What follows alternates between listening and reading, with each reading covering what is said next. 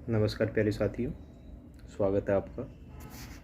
फिर से अंधेरे में कविता प्रकरण चल रहा है, मुक्तिमोद गजानन माधव मुक्तिबोध, और खंड संख्या चल रहा है 6।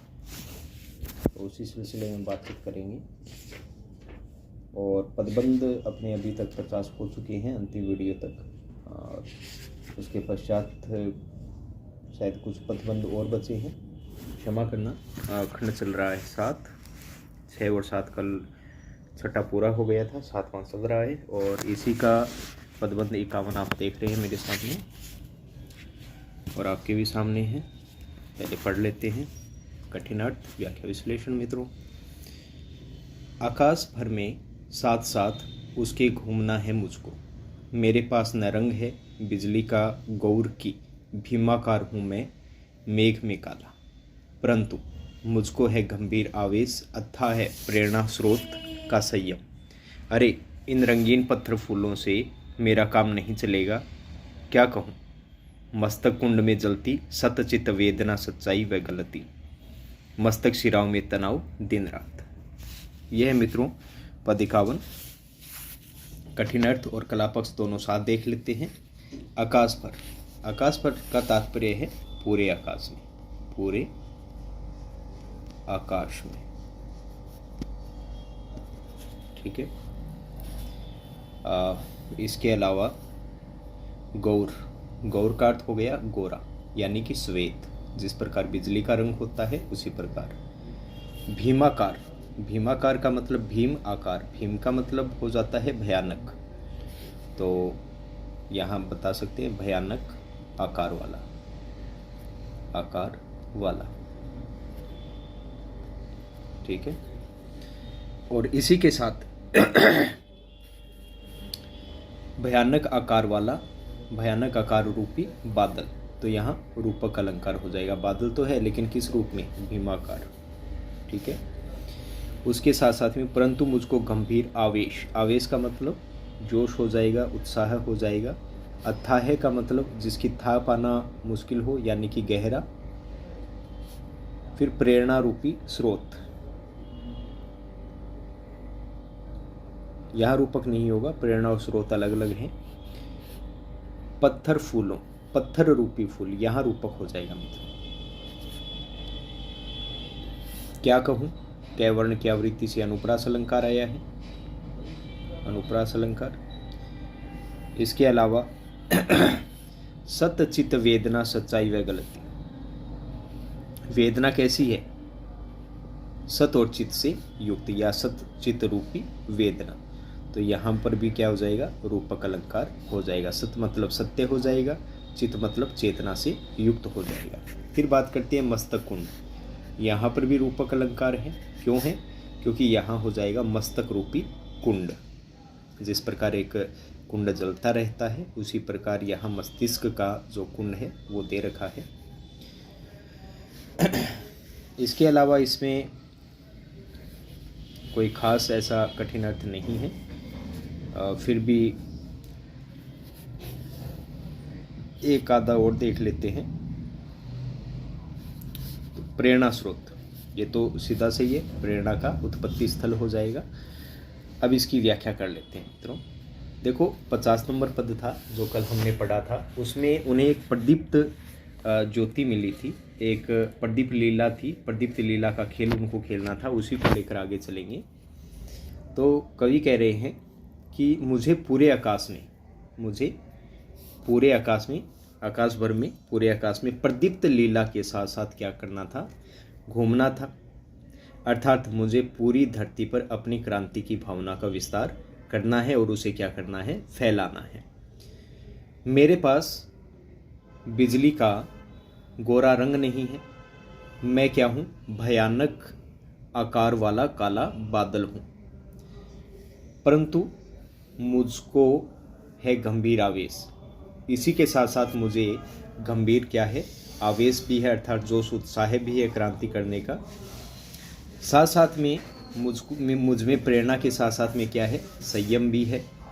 इन पत्थरों और रंगीन फूलों से अर्थात व्यर्थ की कल्पनाओं से मेरा प्रयोजन पूरा नहीं होगा।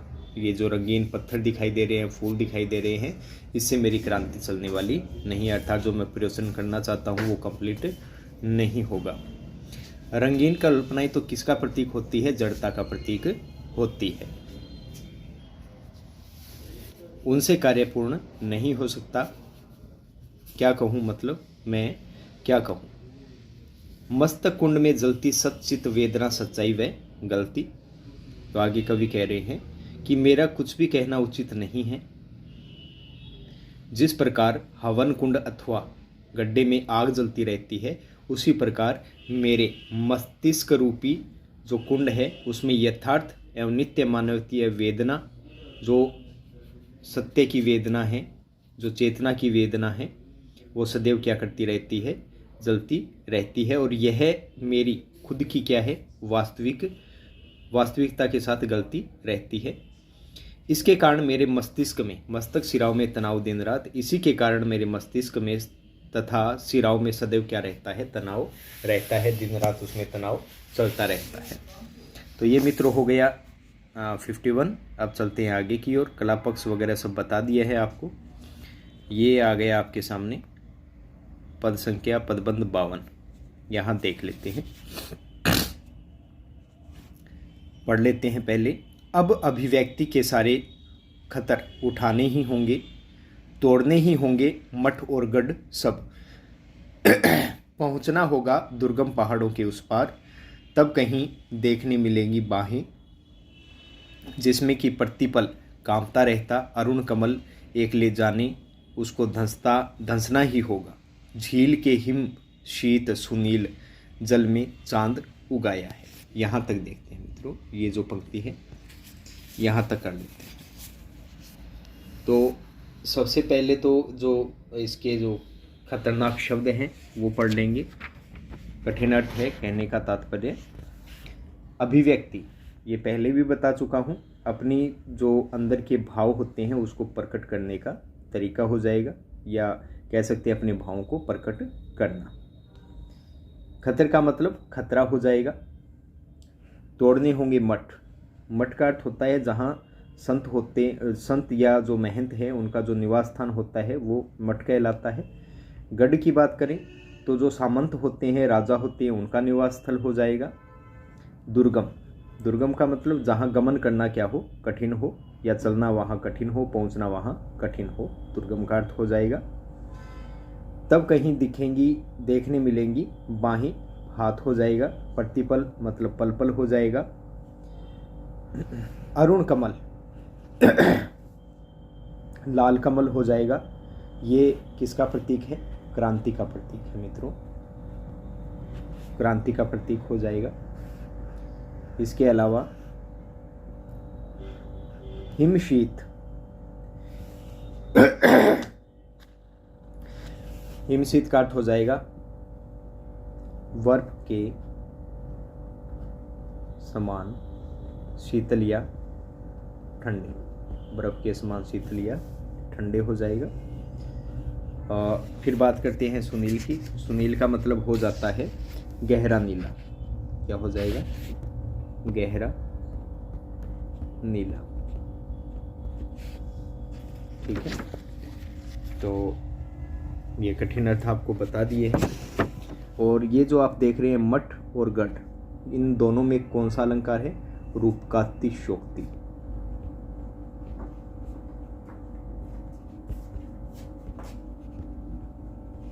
रूपकातिशोक्ति अलंकार है। इसका कारण भी है क्योंकि मित्रों इनको प्रतीक रूप में लिया गया है, जो आपको व्याख्या में मैं आपको समझा दूंगा।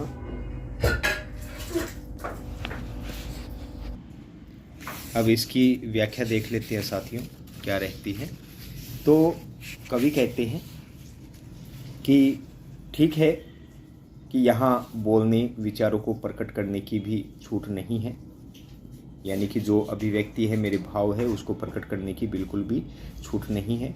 अनेक प्रकार के मुझ पर प्रतिबंध लगा रखे हैं, परंतु नहीं, अब मुझे क्या करना होगा? उसे सहन करना होगा, खतरा मोल उठाना ही होगा, क्योंकि ये जो प्रतिबंध है वो मुझसे सहन नहीं होते हैं।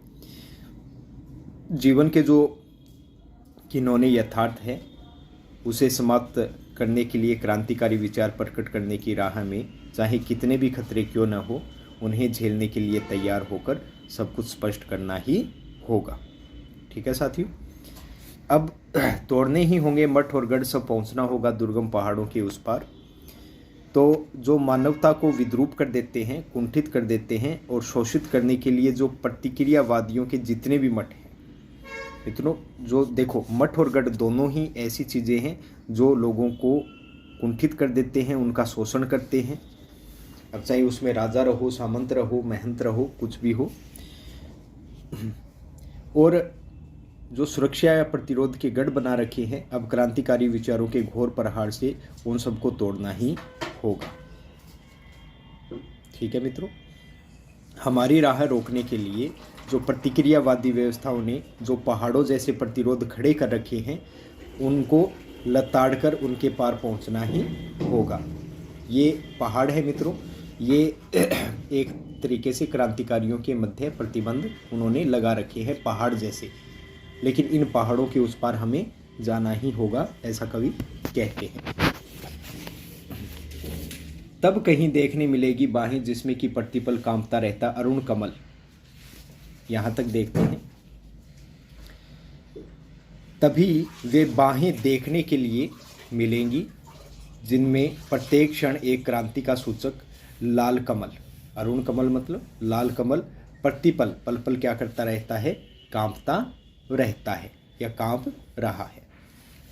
एक ले जाने उसको धंसना ही होगा, झील के हिम शीत सुनील जल में चांद उगाया है। यहाँ तक तो उनको लेने के लिए विषमता रूपी जो बर्फ है, जो उसकी शीतलता है, और गहरे जल में अब हमें क्या करना पड़ेगा, धंसना ही होगा, अन्य हमारे पास कोई उपाय भी नहीं है।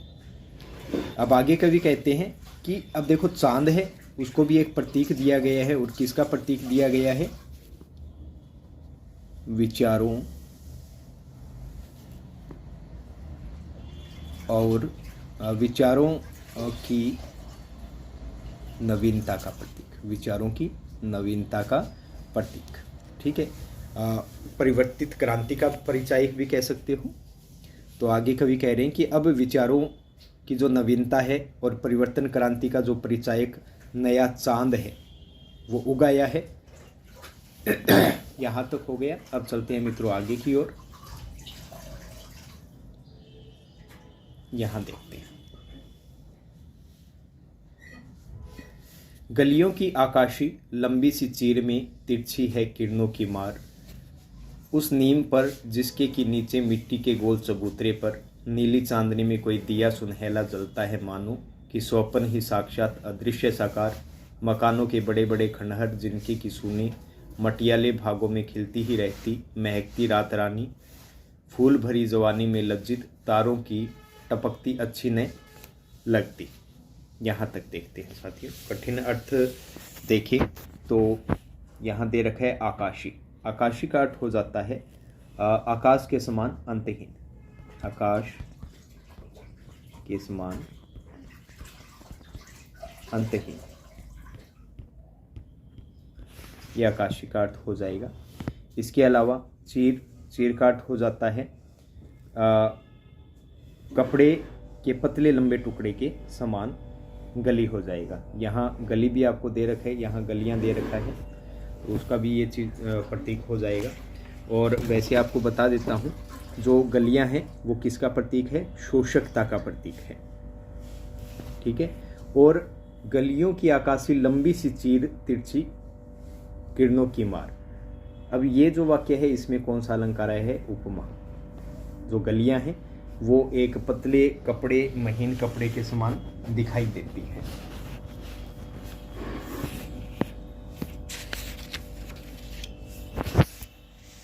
ठीक है, अब इसके अलावा इसमें नीम के नीचे चबूतरे ये हो चुका है। दिया सुनहला यानी कि सोने के रंग का या पीले प्रकाश से युक्त दीपक। स्वप्न का मतलब कल्पनाएं हो जाएगी। बड़े बड़े में पुनरुक्ति प्रकाश अलंकार आया है। अदृश्य का मतलब हो जाता है दिखाई न देने वाला। मटियाले, मटियाले का अर्थ हो जाता है मिट्टी से भरे हुए। और इसके अलावा रात रानी, रात रानी मित्रों एक बेल है जिस पे पुष्प लगते हैं रात रानी के। टपकती, टपकती का अर्थ हो जाता है टिमटिमाती हुई या क्षीण प्रकाश वाली। तो ये कठिन अर्थ हो चुके हैं, कला पक्ष भी आपको बता दिया है, एक अलंकार इसमें आया है इसके अंतर्गत। अब इसकी व्याख्या विश्लेषण देख लेते हैं। तो कवि आगे कहते हैं कि आकाश को छूने वाली, आकाशी मतलब आकाश को छूने वाली शोषकता की परिचायक, गलियां किसका प्रतीक है? शोषकता का परिचायक है।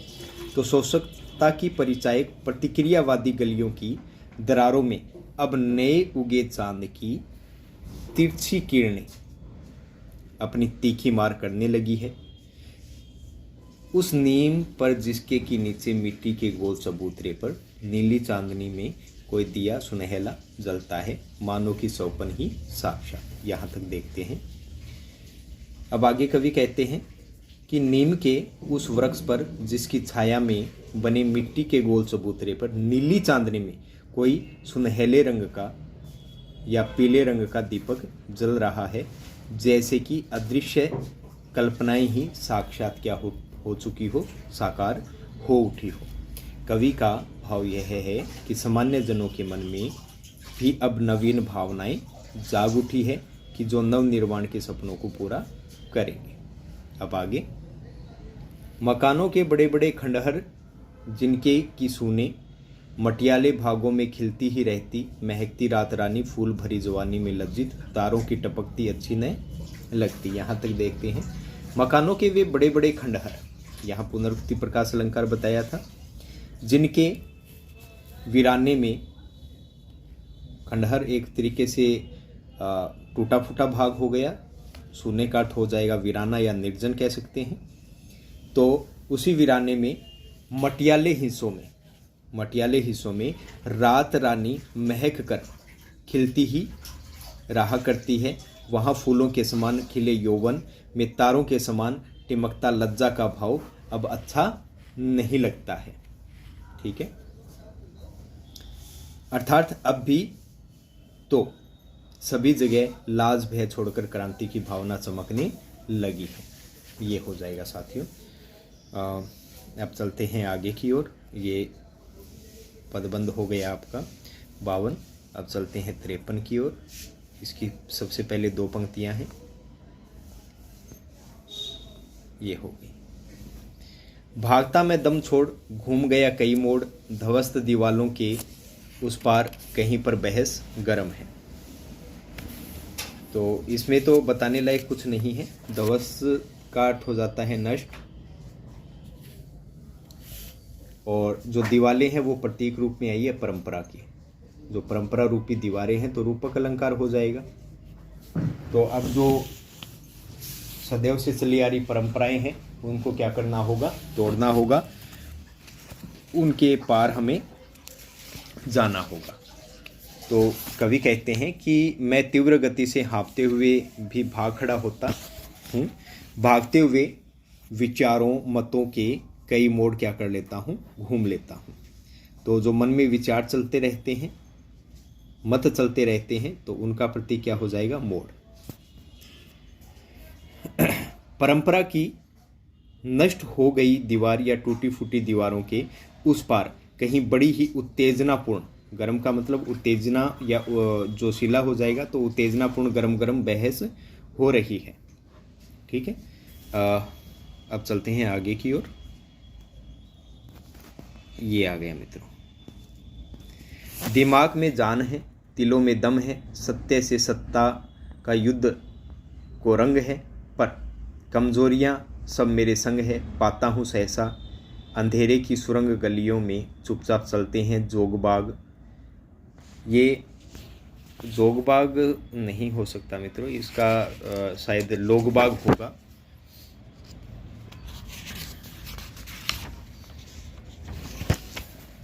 ये यहाँ मिसप्रिंट है मित्रों, तो इसका यहाँ हो जाएगा लोगबाग। चुपचाप चलते हैं लोग बाग। दृढ़ पद गंभीर, बालक युवागण, मंद गति नीरव, नीरव का अर्थ हो जाता है मौन। किसी निजी भीतरी बात में व्यस्त है, कोई आग जल रही तो भी अंतस्थ। यहाँ तक देख लेते हैं। अंतस्थ का अर्थ हो जाता है भीतर ही भीतर, भीतर ही भीतर।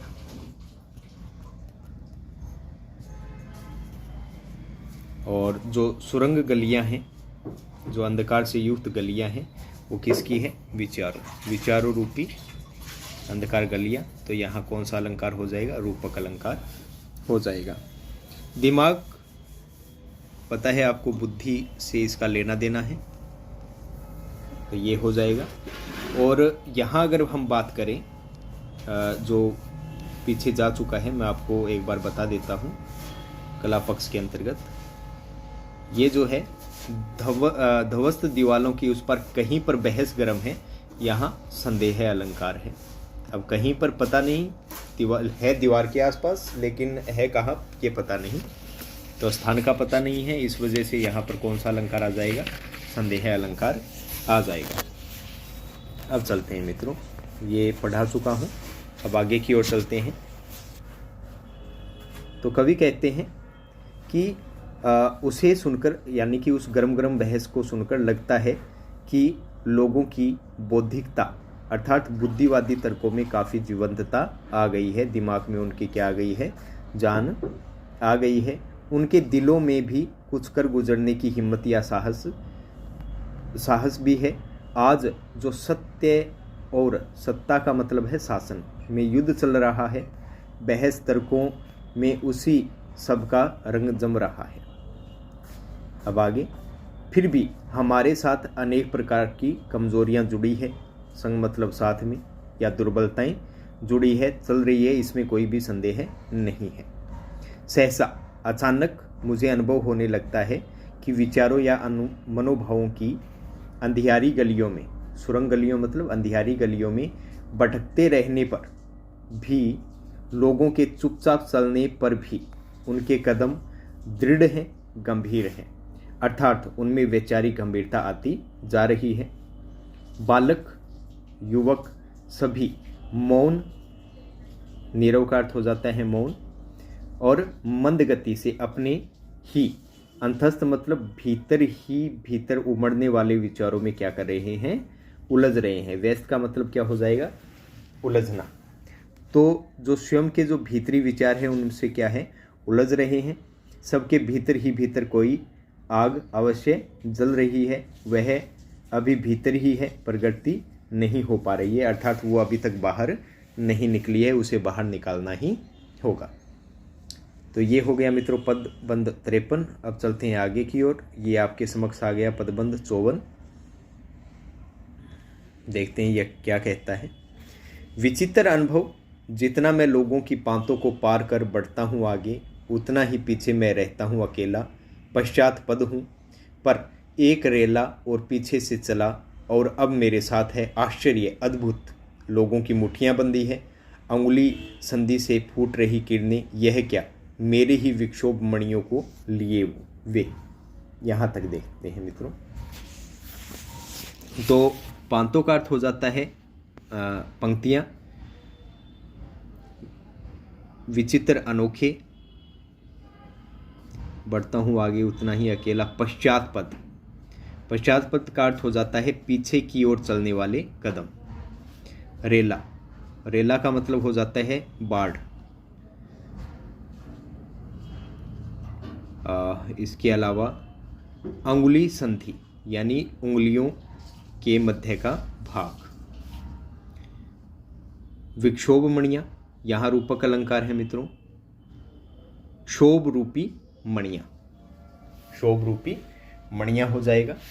तो कलापक्ष और कठिन अर्थ जान लिया है। अब चलते हैं इसके हिंदी अर्थ पर, व्याख्या पर चलते हैं। अब आगे कवि कह रहे हैं कि मुझे विचित्र अनुभव हो रहा है कि समान विचारधारा वाले लोगों की संख्या बहुत अधिक है। कवि समान विचारधारा वाले लोगों की लंबी पंक्ति को पार करके जितना भी आगे बढ़ना चाहता है, उतना ही वो क्या हो जाता है? पीछे रह जाता है।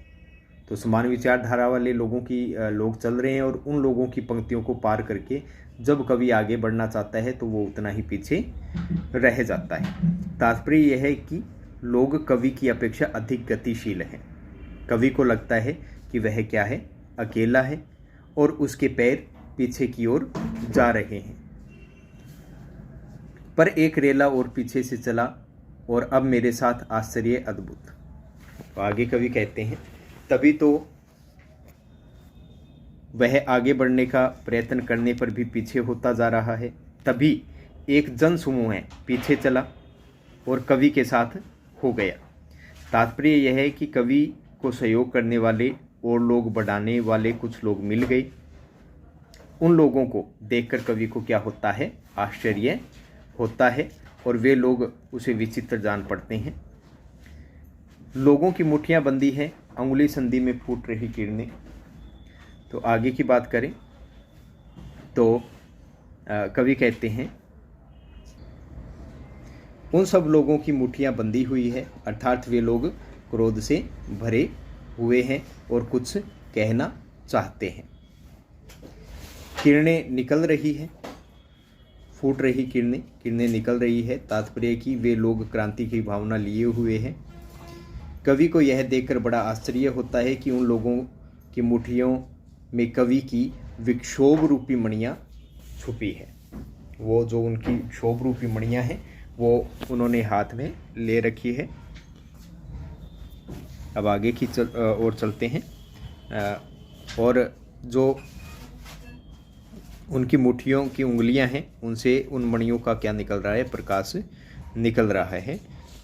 एक प्रकार से वह कवि के क्रांति संबंधी उन विचारों का ही है जिन्हें भीड़ के लोगों ने अपना लिया है।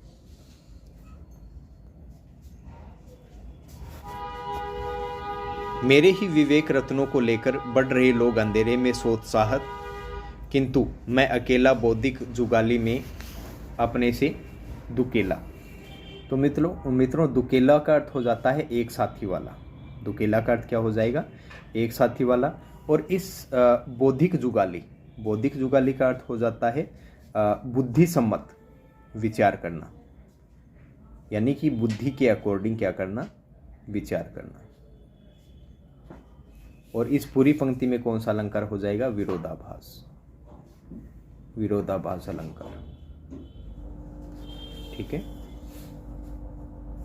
विवेक रूपी रत्न रूपक अलंकार हो जाएगा, विवेक रूपी रत्न। तो आगे कवि कह रहे हैं सोत्साहत का मतलब उत्साह के साथ।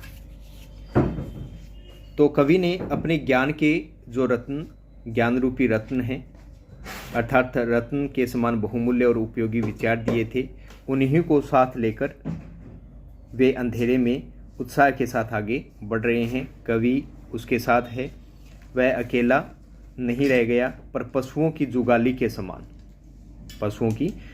के समान अपनी बुद्धि के विचारों के विवेचन में कवि अपने आप को अब भी अकेला ही पाता है। यहाँ तक हो जाएगा। तो अब बात करते हैं नेक्स्ट पदबंध की। ये आ गया है आज के वीडियो का अंतिम 55 नंबर। सबसे पहले इसको पढ़ लेते हैं, उसके बाद में इसकी व्याख्या विश्लेषण कर कठिन अर्थ को जानेंगे। गलियों के अंधेरे में मैं भाग रहा हूँ, इतने में चुपचाप कोई एक दे जाता पर्चा। कोई गुप्त शक्ति हृदय में करने सी लगती है चर्चा। मैं बहुत ध्यान से पढ़ता हूँ उसको आश्चर्य, उसमें तो मेरे ही गुप्त विचार व दबी हुई संवेदनाएं व अनुभव, पीड़ाएं जगमगा रही है। यह सब क्या है, यहाँ तक देखते हैं। पर्चा का अर्थ इसमें कागज हो जाता है। गुप्त का मतलब रहस्यमयी हो जाएगा। और दे जाता पर्चा कोई गुप्त, यहाँ संदेह है क्योंकि पर्चे में क्या लिखा है ये मालूम नहीं है। हृदय में करने सी लगती चर्चा, उपमा अलंकार हो जाएगा।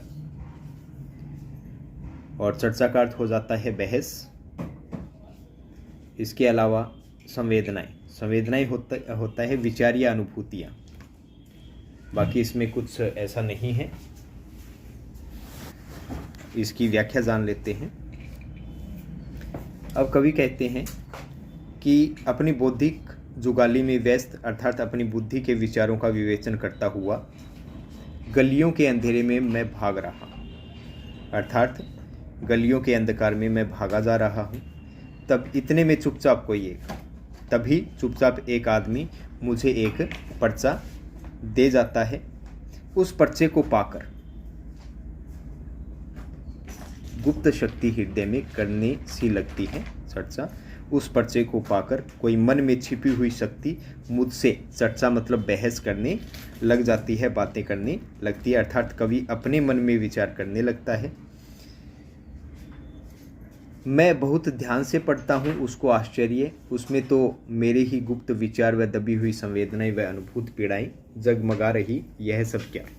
तो आगे कवि कह रहे हैं कि कवि ध्यान से उस पर्चे को पढ़ता है। पर्चा पढ़कर कवि को आश्चर्य होता है, क्योंकि उस पर्चे में तो कवि के गुप्त विचार, दबी हुई भावनाएं, जीवन के अनुभव और पीड़ाएं उस प्रकार प्रकाशित है जिस प्रकार कोई रोशनी वाली वस्तु जगमगाती है।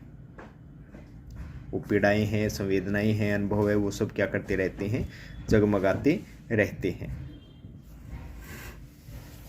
कवि आश्चर्यचकित होकर सोचता है कि यह सब क्या है। कवि को विश्वास नहीं होता कि उसके विचारों एवं सिद्धांतों का इतना अधिक प्रचार हो चुका है। कहने का तात्पर्य ये है कि मित्रों, जो कवि ने प्रचार करना चाहा था अपने विचारों का गुप्त अंधेरी गलियों में, उसका प्रचार इतना बढ़ गया है तो कवि खुश है, क्योंकि उसी के विचार उसी को दिए जा रहे हैं, उस एक क्रांति को फैलाया जा रहा है। तो ये आपका मित्रों आज का वीडियो पूरा हुआ। पदबंध 55 हो चुका है, खंड 7 चल रहा है। मिलते हैं मित्रों नेक्स्ट वीडियो में, नेक्स्ट पदबंध के साथ, नेक्स्ट खंड के साथ। तब तक के लिए विदा दीजिए। जय हिंद, जय भारत साथियों।